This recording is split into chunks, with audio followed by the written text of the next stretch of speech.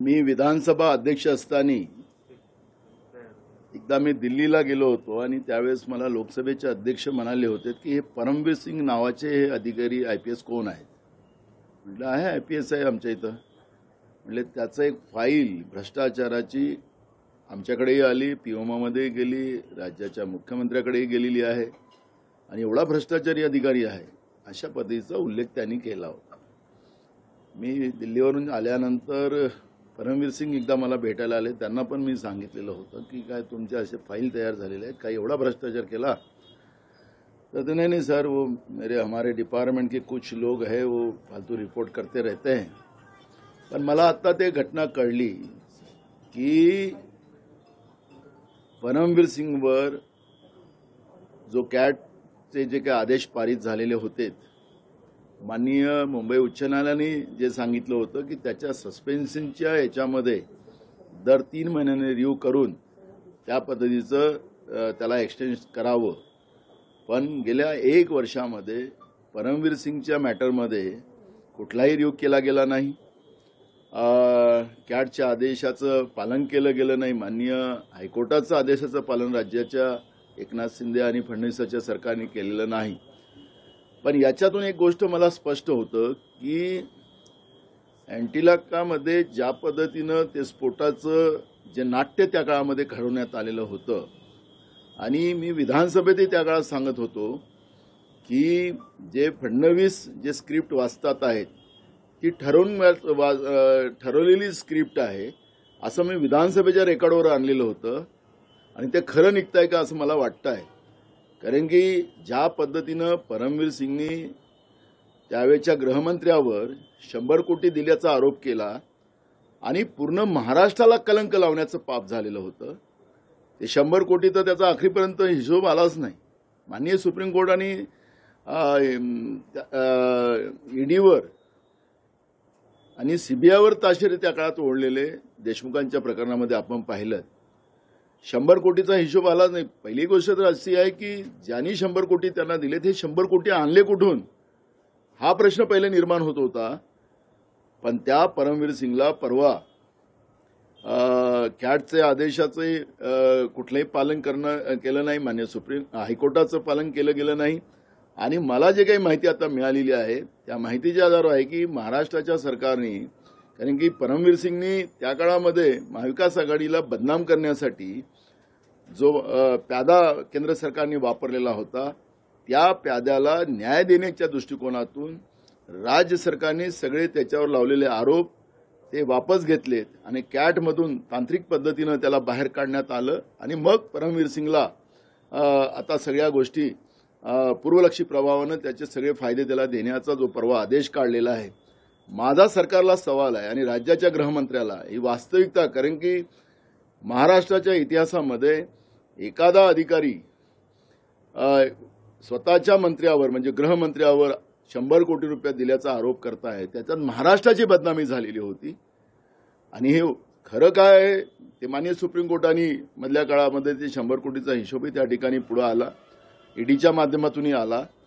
मग हा महाराष्ट्राला कलंक लावण्यासाठी सत्ता कशी आपल्याला गेन करता येईल, केंद्र सरकारच्या बसलेल्या सरकारनी मोदी सरकारनी सत्तेचा दुरुपयोग केला की महाराष्ट्रातल्या भाजपने हा केंद्राच्या सत्तेचा दुरुपयोग करून राज्याच्या सरकारला आणि राज्याला बदनाम करण्याचं काम केलेलं आहे. हे महाराष्ट्राच्या इतिहासात कधी अशा पद्धतीच्या घटना झाल्या नाही. पण महाराष्ट्राच्या इतिहासाला एक काळीमा लावण्याचा हा प्रयत्न सरकारच्या वतीनं म्हणजे आताच्या सरकारच्या वतीनं आणि केंद्राच्या सरकारच्या वतीनं झालेला आहे असं आम्हाला वाटतंय. राज्याच्या गृहमंत्र्यांनी याची स्पष्टोक्ती केली पाहिजे. नाहीतर त्यांना आम्ही विधानसभेत हा मुद्दा उपस्थित करू. कारण की हा जो कलंक महाराष्ट्राला लावण्याचं पाप झालेला आहे आणि हा जो खेळ झालेला आहे, जे नाट्य अंबानींच्या घरासमोर जे घडलेलं होतं त्या नाट्याचंही खऱ्या अर्थानं हे सगळ्या गोष्टी पुढे आल्या पाहिजेत. आणि म्हणून आम्ही तुमच्या माध्यमातून सरकारला मागणी करतो आहे आणि ह्या घटनेचं जनतेच्या समोर स्पष्टोक्ती यावी, नाहीतर राज्याच्या गृहमंत्र्यांनी राजीनामा द्यावा ही मागणी काँग्रेसच्या वतीनं आम्ही करू. मैंने कोई आरोप नहीं लगाया. आपने देखा होगा कि जब मैं विधानसभा अध्यक्ष था मैं लोकसभा अध्यक्ष जी से मिला था, उसमें उन्हें कहा था कि ऐसा एक फाइल परमवीर सिंह नाम के एक आईपीएस अधिकारी का है, उसने बहुत भ्रष्टाचार किया है, उसका फाइल पीएमओ में भी गया है, राज्य के मुख्यमंत्री की प्रतिलिपि लिखी थी उसमें। और मैं परमवीर सिंह भी मुझे मिलने आए थे, तो मैंने उनको बताया था कि ऐसा ऐसा तुम्हारे पे, तो बोला नहीं, हमारे डिपार्टमेंट में ऐसे तरह के चलता है, ऐसा उसने बोला था। लेकिन अब मुझे वो पिक्चर क्लियर आ रहा है कि उसी भ्रष्टाचारी अधिकारी को हाथ में लेकर महाराष्ट्र को बदनाम करने के लिए, महाराष्ट्र की महाविकास आघाड़ी सरकार को बदनाम करने के लिए जो षड्यंत्र केंद्र में बैठी हुई सरकार ने, बीजेपी की सरकार ने जो जिस तरह से बनाया था, वो अब सामने आ रहा है। क्योंकि परमवीर सिंह को 2-3 दिन पहले ही उसको पूर्वलक्षी प्रभाव के आधार पर उसके पूरे फायदे नौकरी में के उसको देने के लिए आदेश राज्य सरकार ने निकाला है। कैट का जो आदेश है उसको बाजू कर दिया है। माननीय हाईकोर्ट ने ये कहा था कि हर 3 महीने में इसका रिव्यू लेना चाहिए और उनके सस्पेंशन के बारे में पूरी मालूमात आके उसको एक्सटेंड करना चाहिए। इस तरह के आदेश दिए गए थे, लेकिन राज्य सरकार ने 1 साल में कोई रिव्यू नहीं लिया, उसको ऐसे ही रखा और कैट को गलत इंफॉर्मेशन देकर उसके ऊपर के आरोप का खंडन किया गया है, ऐसा हमें पता है। तो हमारा ये कहना है कि राज्य सरकार ने, क्योंकि ये घटना बड़ी है, सिर्फ परमवीर सिंह की नहीं है, उस समय के सरकार को नहीं तो महाराष्ट्र को बदनाम करने का पाप जो बीजेपी ने किया है, ये वास्तविकता लोगों के सामने आना चाहिए। ये भूमिका हमारी है। कांग्रेस एक मांग लगा के रहेंगी, विधानसभा में भी ये इशू हम उठाएंगे, क्योंकि ये छोटा मामला नहीं है। ये महाराष्ट्र जैसे प्रगत राज्य को, महाराष्ट्र जैसे पुरोगामी महाराष्ट्र को, शाहू फुले आंबेडकर की विचारधारा को भ्रष्टाचारी महाराष्ट्र बनाने का एक आरोप लगाने का काम उस समय में केंद्र में बैठी हुई बीजेपी और राज्य में बैठी हुई बीजेपी ने जो षड्यंत्र बनाया था, अंबानी के घर के सामने जो स्फोट करवाने का जो मामला हुआ था, ये सब नौटंकी। क्योंकि मैं उस समय भी विधानसभा में कहा था कि जो फडणवीस अपोजिशन लीडर थे, ये स्क्रिप्ट पढ़ रहे हैं, कुछ ना कुछ दाल में काला है, ऐसा मैंने रिकॉर्ड पे लाया है। तो मुझे अब लगता है कि ये वास्तविकता सामने आ रही है, इसकी पूरी चौकसी होना चाहिए। राज्य के गृह मंत्री ने और राज्य के मुख्यमंत्री ने इसकी दखल लेना चाहिए और वास्तविकता राज्य के जनता के सामने रखना चाहिए। नहीं तो ये मामला विधानसभा में उठाएंगे और राज्य के गृह मंत्री का हम रिजाइन मांगेंगे। कल अजीत पवार ने कहा कि 16 आमदार निलंबित भी होते थे तो सरकार को कोई धोखा नहीं। मैं उस विषय पे नहीं जाना चाहता, ये विषय हमारे महाराष्ट्र के लिए। काय फॉर्म्युला ठरला अजित पवार बोलले? हो, लोकसभेच्या आगामी लोकसभा निवडणुकीसंदर्भात महाविकास आघाडीचा 16-16-16चा फॉर्म्युला ठरला अशी माहिती अजून कुठली त्या विषयावर प्राथमिक चर्चा झालेली आहे आणि अजून जागा वाटपाचं कुठलंही पुढे गेलेलं नाही। पक्षाने केलेल्या अंतर्गत सर्वेक्षणामध्ये मुंबई महानगरपालिकेमध्ये काँग्रेसच एक मोठा पक्ष ठरेल असं सर्वेक्षणाला आपण म्हटलेलं आहे। काँग्रेस वेगळं लढणार मुंबई महापालिकेत? बघा, आम्ही आमची भूमिका काँग्रेस पक्षाच्या वतीनं आम्ही मांडलेली आहे की स्थानिक स्वराज्य संस्था ज्या आहेत, या तिथली ती जी काही परिस्थिती असेल त्या परिस्थितीच्या आधारावर काँग्रेस लढेल, काही ठिकाणी स्वबळावर पण लढेल। अशा पद्धतीची भूमिका आम्ही आज नाही, 1 वर्षाच्या पहिलेच मांडलेली आहे। तो राज्यातील मी ते सांगत आहे तुम्हाला की जे काही परिस्थिती आहे त्या परिस्थितीच्या आधारावर काँग्रेस पक्ष निर्णय घेईल स्थानिक स्वराज्य संस्थांमध्ये। ऑक्टोबर नोव्हेंबर मध्ये या निवडणुका लागू शकतात असं संकेत फडणवीस यांनी काल दिला। फार लवकर होतात फडणवीस म्हणाले त्याप्रमाणे, कारण की गेल्या सव्वा वर्ष झालं स्थानिक स्वराज्य संस्थांच्या निवडणुका आपण घेतल्या नाहीत। आदरणीय फडणवीस साहेब हे कुठल्या लोकशाहीला पोषक आहे आणि त्याच्यामुळे आपण ऑक्टोबर नोव्हेंबरमध्ये घ्यायचं सांगताय, फार लवकर होत आहे तुमच्या हिशोबानं। त्यामुळे तुम्ही घेणार की नाही घेणार हा एक प्रश्न अजूनही राज्याच्या जनतेच्या समोर आहे। कारण की पहिल्यांदा या लोकशाहीमध्ये प्रशासक आणि शासन या पद्धतीचा हा कारभार जेव्हा चालतो आहे, तर आज ग्रामीण भागातली अवस्था फार गंभीर आहे, शहरातली अवस्था गंभीर आहे। आपण ज्या नागपूरमध्ये आहात तिथं आज पिण्याला पाणी लोकांना नाही मिळत आहे। काय परिस्थिती आहे आपण पाहतोय, नागपूरच नाही तर प्रत्येक ठिकाणी ही परिस्थिती आहे। त्यामुळे फडणवीस साहेबांनी म्हणाले तर आम्हाला वाटतं की ते फार लवकर बोललेत, लवकर झाल्या पाहिजेत निवडणुका, ही आमची भूमिका अनेक दिवसाची आहे। महाविकास बैठकीत काय चर्चा नेमकं? मी सांगितलं ना, मी तुम्हाला हे प्राथमिक चर्चा झालेली आहे। आता आमचे 3 लोकांची कमिटी आम्ही देणार आहोत, 9 लोकांची कमिटी बनेल आणि कमिटीमध्ये प्रत्येक लोकसभा न्याय त्याच्यावर चर्चा केली. अकोल्यामध्ये जी दंगल झाली त्याच्यानंतर अहमदनगरमध्ये पण एक प्रकार झाला. त्र्यंबकेश्वरमधून पण काही बातम्या येत आहेत. फडणवीसांनी म्हटलंय की महाराष्ट्रात दंगली घडवू देणार नाही, जे दंगली करतील त्यांना अद्दल घडवू. 6 जिल्ह्यात आमचा तर ते असं म्हणतात गृहमंत्री पदावर, त्यांना मला अकोल्याचा सवाल विचारायचा आहे की अकोल्यामध्ये जेव्हा सोशल मीडियावर चॅटिंग चाललेली होती आणि एकाने त्यांच्या अल्ला वगैरेच्या बद्दलच्या घाणेरड्या शिवा टाकल्या, त्याच्यामध्ये ते पोलीस स्टेशनला गेलेत आणि पोलीस स्टेशनला ज्या पोलीस स्टेशनमध्ये ते गेलेत त्याच्या दुसऱ्या भागामध्ये एका या गरीब नवाज लिहिलेल्या ॲटो चालवणारा हिंदू पोरगा होता, त्यालाच आपल्या हिंदू लोकांनी मारलं. आणि हे घटना माहीत असताना त्या ठिकाणी पोलीस 1 तासांनी पोहोचली. मग आता फडणवीसांना माझा सवाल असा आहे की पोलीस प्रशासन घडवत आहे महाराष्ट्रामध्ये हिंदू मुसलमान हे झगडे घडवण्याचं एक षडयंत्र सरकारच्या वतीने चाललं आहे का, हा आरोप आमचा आहे. त्यामुळे या घटनेला मी स्वतः अकोल्याला जाणार आहे आणि मी सगळी त्याच्यामधली माहिती, कारण महाराष्ट्रात हिंदू मुसलमान किंवा बौद्ध हिंदू अशा कुठलीही भांडणं होता कामा नये. महाराष्ट्र हे शाहू फुले आंबेडकर विचारधारेचं आहे, सर्वधर्म समभावाचं महाराष्ट्र आहे. या महाराष्ट्राची परंपरा एक वेगळी आगळी परंपरा आहे. या महाराष्ट्रामध्ये प्रशासनाच्या माध्यमातून शासन या पद्धतीच्या घटना घडवून घेतो. आमचा सवाल आहे 1 तास पोलीस तिथे का पोहोचले नाहीत आणि त्याचं उत्तर फडणवीसांनी आम्हाला दिलं पाहिजे. ही भूमिका आमची आहे. आणि वरून आपणच सांगायचं की दंगली घडवणाऱ्याला आम्ही सोडणार नाही, या पद्धतीचा आव आणण्याचं काम फडणवीस साहेब करू नका, हे आमची सल्ला तुम्हाला आहे. भाऊ, राज ठाकरे ने कहा कि बीजेपी कर्नाटक के अति उत्साह के कारण मुझे पता नहीं उनका विश्लेषण क्या है. हाँ चलो. बैठक में क्या हुआ है, तीनों पक्ष मिलकर 16-16 का कुछ फार्मूला डिसाइड हुआ है सरकार? अभी कोई उस तरह का डिस्कशन नहीं हुआ, प्रायोगिक चर्चा हुई है. अभी 3 लोग हम लोग उस समिति में देंगे, 9 लोगों की एक समिति बनेगी और पूरे लोकसभा न्याय वो लोग उस तरह का मेरिट के आधार पर डिसीजन लेंगे. और मुझे लगता है कि ये 15-20 दिन के अंदर ये सब रिपोर्ट आएगा और उसके बाद में बैठकर उसमें निर्णय लिया जाएगा. महाडच्या जागेसंदर्भात तुमचा आग्रह आहे की ते तुम्हालाच मिळावी, स्नेहल जगताप यांना शिवसेनेने निर्मल आमचीच जागा आहे ती, आम्हीच लढू. अकोला के बाद 3 सदस्याचे फक्त 9 लोक ओव्हरऑल महाराष्ट्रासाठी ना की मतदारसंघांनी आहे? महाराष्ट्र. अकोला के बाद 6 जिलों में हाई अलर्ट घोषित किया है, क्या लगता है आपको जिस तरह से कर रही है?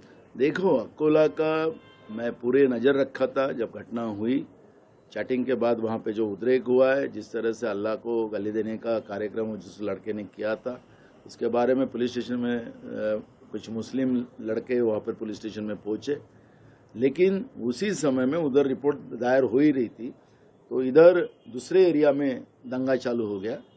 एक ऑटो पे या गरीब नवाज लिखा था, उसको चलाने वाला हिंदू लड़का था, उसको मुस्लिम करके मारा गया और वो घटना सबके सामने. लेकिन पुलिस 1 घंटा बाद क्यों पहुंची, ये सवाल वहाँ पर है.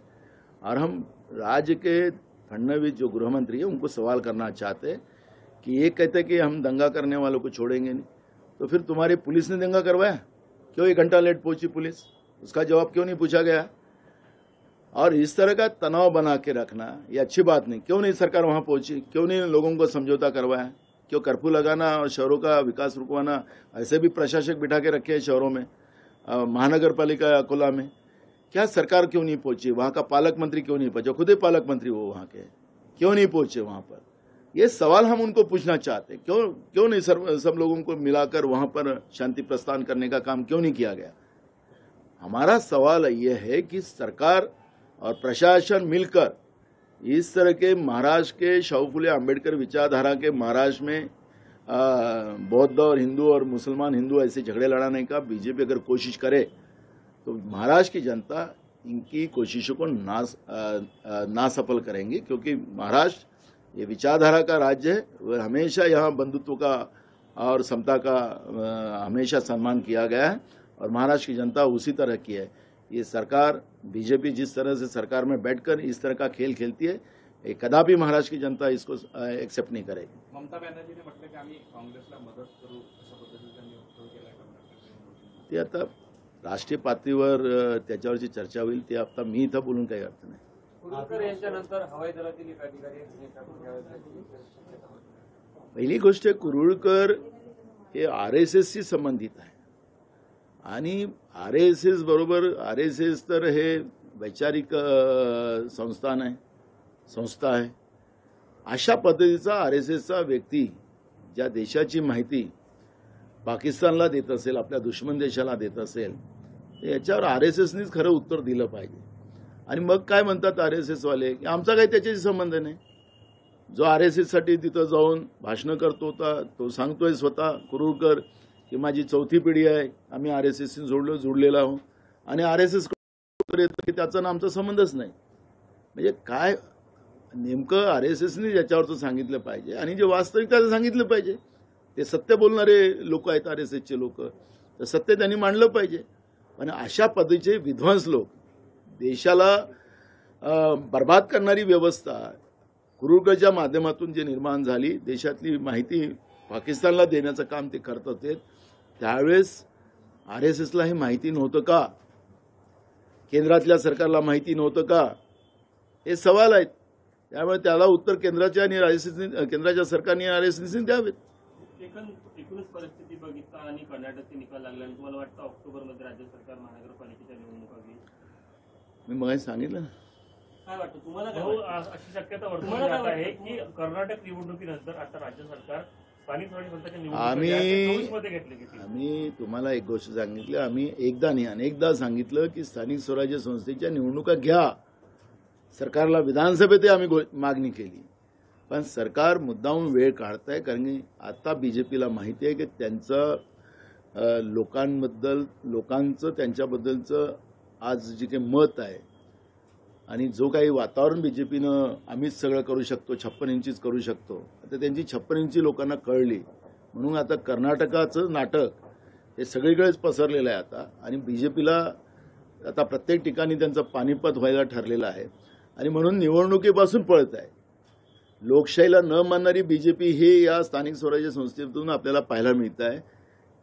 दीड वर्ष तुम्ही स्थानिक स्वराज्य संस्थांच्या निवडणुका करत नाही. ग्रामीण भागातली परिस्थिती वाईट आहे, शहरातल्या भागातली परिस्थिती, ग्रामीण भागात पिण्याचं पाणी नाही, शहरात पिण्याचं पाणी नाही, अवस्था झालेली आहे.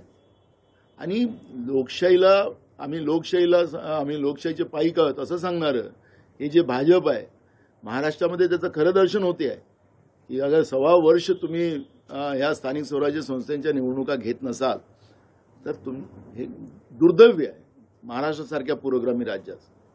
ऑक्टोबरमध्ये घेईल असं वाटतं का तुम्हाला? सांगतात पण घेईल असं वाटतं का? आता त्यांच्या मनात काय हे कळायला कारण नाही ना. देशाच्या जनतेने भाजपला ओळखलं नव्हतं, आता कळलं देशाच्या जनतेला की भाजप किती खोटारडा पक्ष आहे. होईल तर तुम्ही स्वागत कराल? आम्हाला आमचं तर स्वागतच आहे, कारण की लोकशाहीच्या सिस्टीम मधल्या या निवडणुका झाल्याच पाहिजेत, तर त्याला स्वागतच करावं लागेल. पण या ज्या निवडणुकांना उशीर होतो आहे त्याच्या मागचं कारण सांगितलं जातं. चंद्रशेखर बावनकुळे म्हणतात की राष्ट्रवादी काँग्रेस न्यायालयात गेलं म्हणून या सगळ्या निवडणुकांना उशीर होतो आहे. मला हे कळत नाहीये की ओबीसीच्या आरक्षणाचा प्रश्न होता, त्या आरक्षणाच्या प्रश्नावर त्यांनी तातडीने निकाल काढायला सरकारने त्याच्यामध्ये भूमिका मांडली पाहिजे.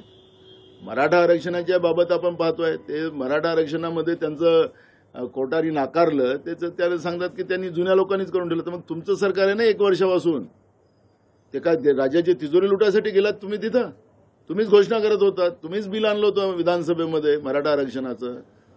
ओबीसीच्या बद्दलचं तुम्हीच सांगितलं की 24 तासात मी निर्णय करतो, मला द्या सत्ता. तर आता 24 महिने झालेत. काल बावनकुळे म्हणाले की कर्नाटक विजयानंतर काँग्रेस जास्त अधिशक्तीपणा टाकू नये, कारण इतर राज्याचा इम्पॅक्ट महाराष्ट्रामध्ये दिसणार नाही, कारण महाराष्ट्रामध्ये भाजप नंबर होणार. ठीक आहे ना, म्हणून त्यांना म्हणलं, आम्ही सांगितलं ना, ते पुढे या आता, नाही तर मग सरकार बरखास्त करा, निवडणुकीच्या पुढे या, म्हणजे मग अजून चालेल. समीर वानखेडेवर जी काही कारवाई सुरू आहे, काल फडणवीसांना विचारण्यासाठी त्यांनी म्हटलं की मला याबद्दल काही माहिती नाही. राज्याच्या गृहमंत्र्यांनी हे वक्तव्य करावं अशा पद्धतीचं की समीर वानखेडेवर जी काही चौकशी चालू आहे ती मला माहिती नाही, हे खऱ्या अर्थानं बालिशपणाचं कृत्य आहे. त्याच्यामुळे गृहमंत्र्याला ही सगळी माहिती असली पाहिजे. राज्यातल्या या सगळ्या घटनेला, राज्यात काही बदमाश लोक असतील, राज्यात चांगल्या लोकांवर कारवाई होत असेल तर निश्चितपणे गृह खात्याकडे ही माहिती असलीच पाहिजे. आता आता गृहमंत्रीच म्हणतात की नाही, आता ते ईडी आणि सीबीआय करत असतील तर आम्हाला माहिती नाही, पण हे राज्य सरकारला माहिती असते गृह खात्याकडे या सगळ्या. महाविकास आघाडीचं पोपट मेल्या असं वक्तव्य देवेंद्र फडणवीस यांनी केलेलं आहे. संजय राऊत त्यावर म्हणाले की शिंदे गटाचा पोपट नाही. मला त्याच्यावरची कुठली प्रतिक्रिया द्यायची नाही. 16 आमदारांच्या पत्रिका संदर्भामध्ये काल जेव्हा विधानसभा अध्यक्ष महाराष्ट्रामध्ये आले तर त्यांनी म्हणलं की मी नियमानुसार आणि संविधानानुसार जे काही आहे त्यानुसार मी कारवाई करीन, पण याला उशीर होऊ शकतो. तुमची काय मागणी आहे? तुम्ही म्हणता की लवकरात लवकर. नाही, आम्हाला अध्यक्षाचे अधिकार आहेत, पण माननीय सुप्रीम कोर्टाने विशेष करून मी तुम्हाला ते काही हे होईल तर त्याच्यात मी सांगतो की ज्यावेळेस हे तर अध्यक्ष नव्हतेच, नरहरी झिरवळ त्यावेळेस अध्यक्ष होते. नरहरी झिरवळनी जेव्हा हे प्रकरण सुप्रीम कोर्टात होतं त्यावेळेस यांचा वकील त्या ठिकाणी गेला आणि माननीय न्यायालय जो निर्णय देईल त्या निर्णयाचं पालन आम्ही करू या पद्धतीचं विलिंगनेस त्यावेळेस विधानसभा अध्यक्षाच्या वतीनं केलं गेलं होतं. माननीय सुप्रीम कोर्टाने जे काही आता त्याच्यातले निर्णय दिलेले आहेत त्याला माननीय विधानसभा अध्यक्षाला एक चाकोरी ठरवून दिलेली आहे. कारण की अध्यक्षांनीच त्यावेळेस माननीय सुप्रीम कोर्टामध्ये सांगितलेलं होतं की बा तुम्ही आदेश द्याल ते पालन आम्ही करू. त्यामुळे माननीय सुप्रीम कोर्टाने त्याच्यातले काही चाकोरी तयार करून दिली. त्याच चाकोरीमध्ये अध्यक्षाला काम करावं लागेल, नाही तर अध्यक्षाला त्यांच्या चाकोरीत काम करायची गरजच नव्हती. मी त्या गोष्टीला मान्य करतो, पण जेव्हा अध्यक्षच त्या काळातले आणि त्याच्या निर्देशाच्या आधारावर झालेलं आहे त्याच्यामुळे 90 दिवसाच्या आत या प्रकरणाला निकाली काढावंच लागेल. आणि नाहीतर ते सुप्रीम कोर्ट आणि अध्यक्ष आहेत तर त्यांचे अधिकार आहेत वेगळे वेगळे, त्याच्यावर आपण जास्त प्रतिक्रिया करायचं काही कारण नाही. 16 आमदार निलंबन होने के बाद भी सरकार बची रहेगी ऐसा? कोण? 16 आमदार अगर निलंबित भी होते हैं तो भी सरकार को कोई धोखा नहीं है. कौन बोलता है? अजित पवार. मुझे क्या पता अजित पवार के मन में क्या है, मुझे क्या पता है, तो अजित पवार को पूछिए आप. नार्वेकर ने कहा है कि जो कार्रवाई होगी वो तो होगी पर उसको समय लग सकता है. तो वही मैं आपको यही कहना चाहता हूं कि ये नार्वेकर जी बाद में अध्यक्ष बने, उसके पहले में नरहरी झिरवळ थे. जब ये प्रकरण सुप्रीम कोर्ट में आया और ये 5 बेंचों के सामने जब ये प्रकरण आया तब नरहरी झिरवळ के वकील सुप्रीम कोर्ट में पहुंचे. उन्होंने कहा कि जो सुप्रीम कोर्ट जो भी हमें आदेश देंगे उसका पालन हम करेंगे. उसके आधार पर जो भी सुप्रीम कोर्ट ने जो आदेश दिए हैं उसका पालन अब करना अपने को कंपलसरी हो चुका है. नहीं तो अध्यक्ष के पावर उनके दायरा अलग है, कोर्ट का दायरा अलग है, लेकिन अब हमने ही विलिंगनेस जब दिया था तो उसी के दायरे में हमको काम करना पड़ेगा. जो 30 दिन के अंदर में इसको डिसीजन देना पड़ेगा और अध्यक्ष और माननीय सुप्रीम कोर्ट उनका मामला है, उसमें हम ज्यादा बात करना अच्छी बात नहीं. विरोधक म्हणतात की लवकर निर्णय घ्या या संदर्भामध्ये. सरकारचं असं म्हणणं आहे की तुम्ही अध्यक्षांवर एक प्रकारे दबाव आणताय या बाबतीत. आम्ही कुठं म्हटलंय? आम्ही सांगितलं की जे सुप्रीम कोर्टाने माननीय सुप्रीम कोर्टाने जे निर्णय दिलेले आहेत त्याचाच आम्ही सांगतोय. आणि म्हणून मी तुम्हाला सांगतो की अध्यक्ष आणि माननीय सुप्रीम कोर्टाच्या याच्यामध्ये आम्हाला जास्त बोलायचं नाहीये. जे काही त्यामध्ये ठरलेलं होतं, जे त्यावेळेच्या अध्यक्षांनी जे काही माननीय सुप्रीम कोर्टाला ॲफिडेव्हिट करून दिलेलं होतं त्याच्या आधारावर जे काही निर्देश माननीय सुप्रीम कोर्टाचे आले त्याचं पालन त्यांना करावं लागणार आहे. नाहीतर अध्यक्षाचा दायरा वेगळा आहे, माननीय सुप्रीम कोर्टाचा आणि कोर्टाचा दायरा वेगळा आहे. त्यामुळे त्याच्यामध्ये आम्हाला काही बोलायचा अधिकारच नव्हता, नाही बोललंच नाही पाहिजे. पण आज जे काही आज आपल्या समोर आहे त्याच्या आधारावर मी तुम्हाला सांगतोय. समीर वानखेड़े पर अभी जिस तरह से कार्रवाई हो रही है, पहले कहा जाता था कि बीजेपी उसको सपोर्ट करे, लेकिन अभी उसी के ऊपर सीबीआई और कार्रवाई कर रही है. देखो, आपको परमवीर सिंह को भी फरार रखा गया था. परमवीर सिंह को कोई अटक भी नहीं की गई अभी तक.